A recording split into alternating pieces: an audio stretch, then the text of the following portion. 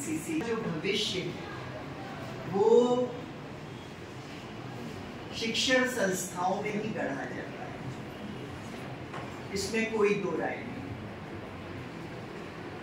कोई कुछ भी कहे, कुछ भी बोले, हमारा काम टीचर होने के नाते हम लोगों का काम आपको झूठे सपने दिखलाना नहीं है, आपको सही बात बताना। सही बात बताना ये हमारा काम।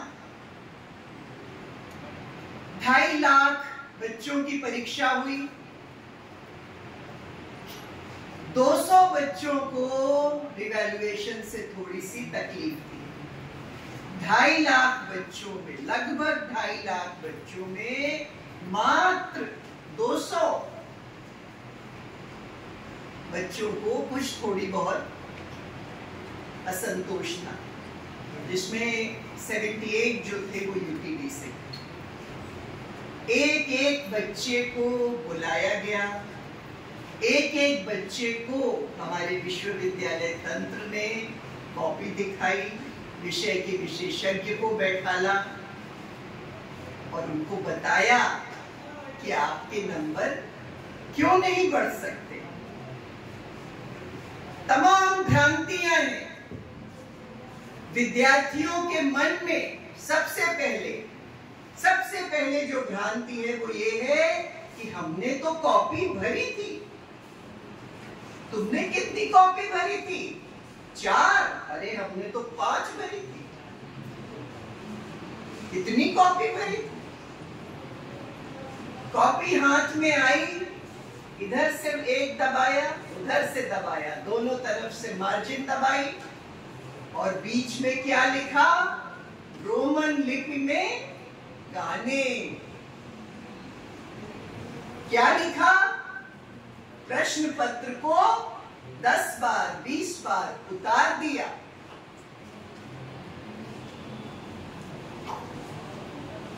पढ़ने में नहीं आ रही है कॉपी। 5 कॉपी भरी थी। प्रिय विद्यार्थियों, भारत अनएम्प्लॉयबिलिटी इंडेक्स में बहुत हाई है। इसका ये मतलब है कि हमारा जो स्नातक है उसके पास स्नातक की डिग्री तो है पर स्नातक की योग्यता नहीं है। बुरा मत मानिएगा, हम आपको यहां प्रसन्न करने नहीं आए हैं और ये बात आपके माध्यम से सैकड़ों हजारों विद्यार्थियों तक जाए कि हमारी डिग्री का मजाक बन रहा है विश्व में। कहा भारत से? अच्छा अलग कर।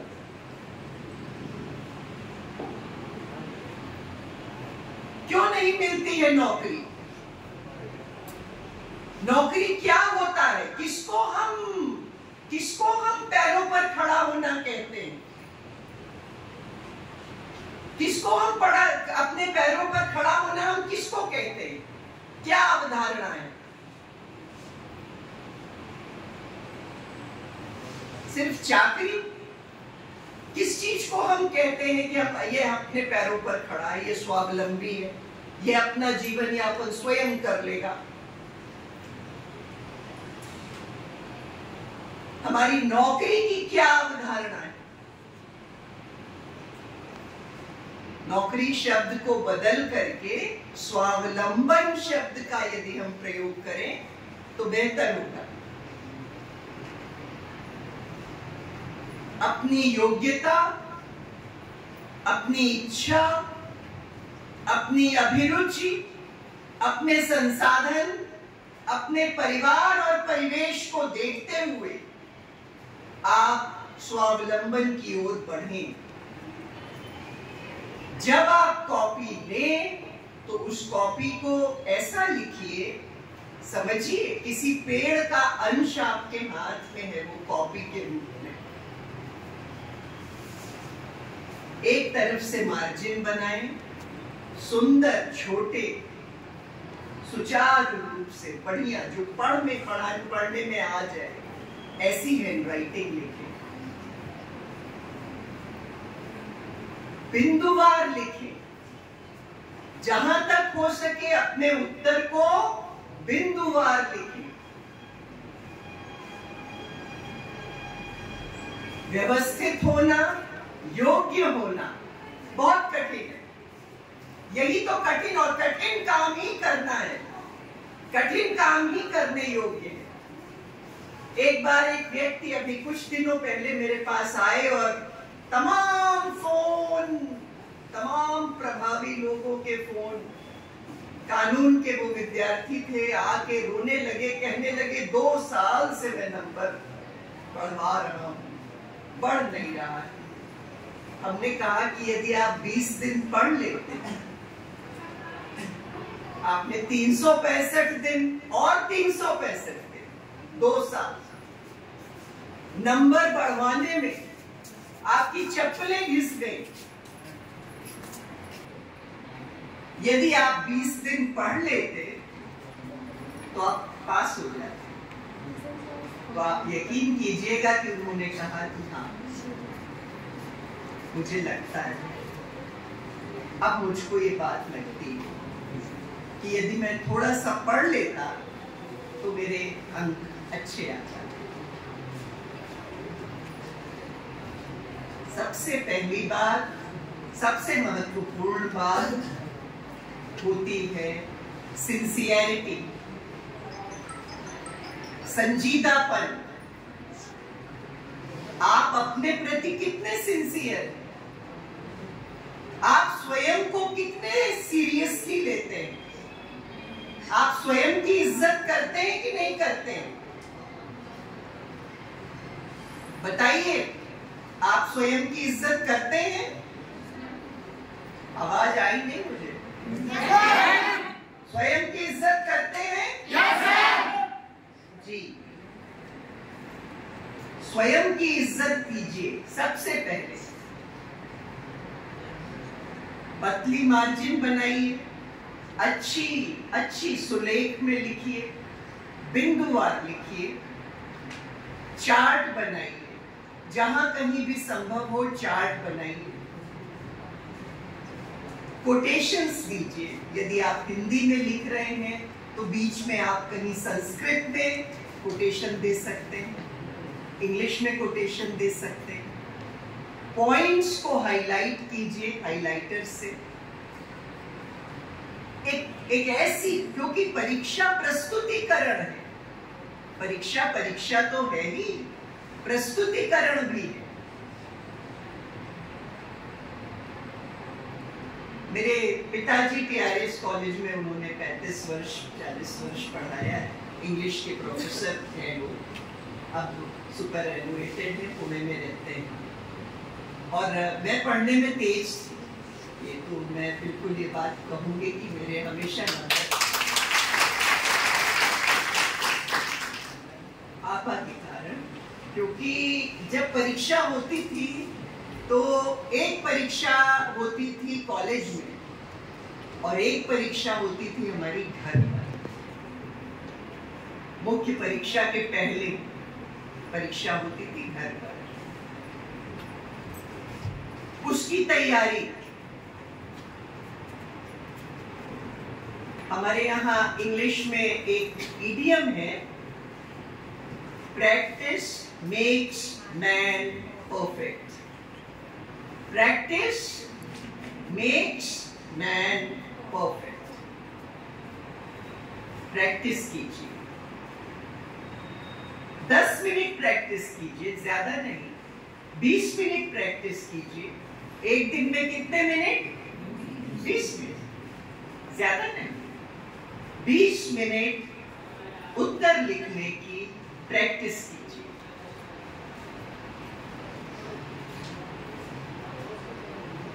ये बात अपने दिमाग से, दिलो दिमाग से निकाल दीजिए कि कॉपी भरने से नंबर मिलता है। ये मजाक है, ये उलाहना है कि तुमने कितनी कॉपी भरी, हमने कितनी कॉपी भरी। ये एक प्रकार से उस व्यक्ति का अपमान है। किसी प्रभावी व्यक्ति के पास जाने की जरूरत नहीं है, फोन कराने की जरूरत नहीं है।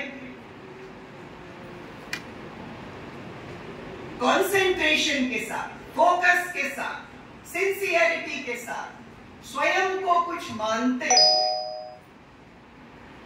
अपने अभिमान के साथ परीक्षा दीजिए, प्रैक्टिस कीजिए। परीक्षा बाद में, पहले तो आप कैसे इंसान हैं,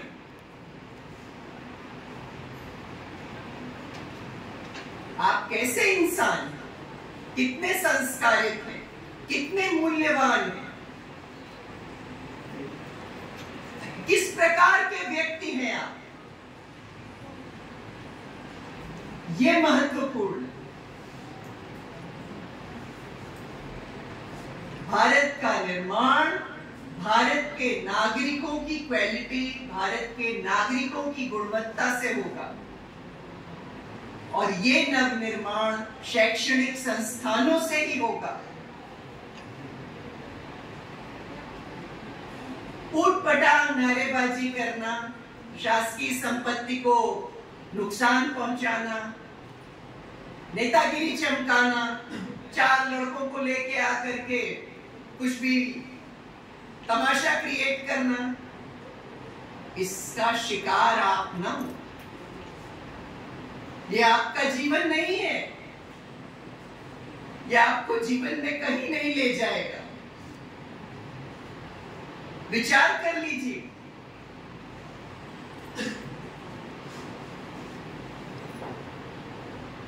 विचार कर लीजिए इस बात पर। इसलिए परीक्षा मन लगा के दें, लोगों के बहकावे में मत आइए, इधर उधर की बातों में आप मत आइए। मैंने आपको पहले ही आंकड़ा दिया, लगभग 2.5 लाख कॉपी में कितना प्रतिशत हुआ, कोई बता दे सर, कुमार सर आप बता दें। है ना, इतने 2.5 लाख कॉपी में 200 बच्चों को पुनर्मूल्यांकन में दिक्कत थी मात्र, और वो भी अच्छे विद्यार्थी थे, उनको बताया गया, समझाया गया तो वो मान गए। लेकिन उसके पहले चैनल गेट का तोड़ दिया जाना, अभद्रता इधर उधर कर देना, ये आपको सिर्फ गर्त में लेके जाए। किसी भी व्यवस्था के अंग होते हैं, किसी भी व्यवस्था के अंग होते हैं, विद्यार्थी, अधिकारी, कर्मचारी, शिक्षक, ये इस व्यवस्था के अंग हैं, और ये महत्वपूर्ण है, ये अत्यधिक महत्वपूर्ण है कि एक अंग दूसरे अंग का सम्मान करे।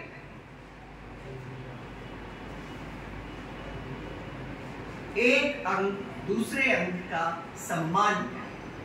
हम ही हम हैं तो क्या हम हैं, तुम ही तुम हो तो क्या तुम।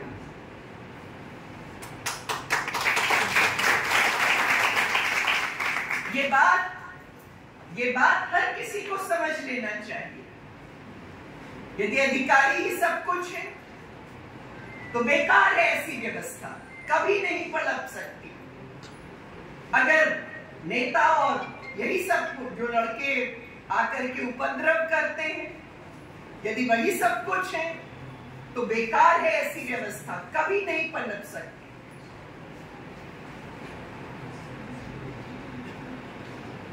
हर किसी को, वाइस चांसलर को, हमारे सामने जो आचार्य हैं, हमारे सामने जो देव स्वरूप हमारे प्रिय विद्यार्थी हैं, जिनके लिए हमारा जीवन है, उनका आदर करना, उनकी उपस्थिति का आदर करना, उनके समय का आदर करना, यो ही फरमान नहीं दे देना चाहिए। ठीक कह रही हूं मैं सर? ठीक कह रही हूं? जब सारे अंग परस्पर एक दूसरे का सम्मान करेंगे तभी हमारा देश बन सकता है, तभी हम बन सकते हैं। क्या कारण है? क्या कारण है कि हम पर कोई टैरिफ लगा देता है? क्या कारण है कि कोई हमको डॉलर की धमकी देता है? क्या कमी है हमारे देश में? जनसंख्या है, संसाधन है। कोई ऐसा प्रत्यक्ष कारण नहीं है कि हम प्रथम क्यों नहीं है। लोगों की गुणवत्ता, और वो लोगों की गुणवत्ता शैक्षणिक संस्थानों से आएगी। शैक्षणिक संस्थानों की इज्जत करने से आएगी। शैक्षणिक संस्थानों को जो चला रहे हैं उनकी बात मानने से आएगी। हम लोग ऐसे ही यहां नहीं आ गया, 35-40 साल से कैंपस के अंदर अपने को खपाने वाले लोग बैठे हैं। बात को सुनिए, वो भी आपकी बात को सुनेंगे। शिक्षक अमूमन आमतौर पर विद्यार्थियों को बहुत स्नेह करता है। कभी कोई शिक्षक आपका नंबर यूं ही नहीं काटेगा, प्रश्न ही नहीं उठता है।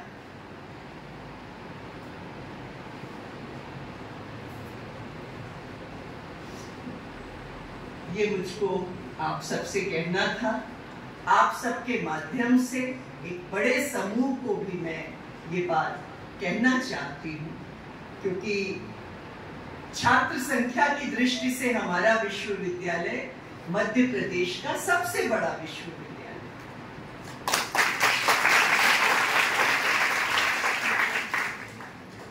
इसलिए ये बात हर विद्यार्थी तक पहुंचना जरूरी है। आप लोग इसमें एम्बेसडर्स बनिए, मैसेंजर्स बनिए। बनेंगे? yes, नहीं, आवाज है। ठीक है ना? सर आपने मुझे बुलाया, मैं आपका बहुत बहुत धन्यवाद करती हूँ। आपने मुझे समय दिया, बोलने का अवसर दिया, आप सबसे मिलने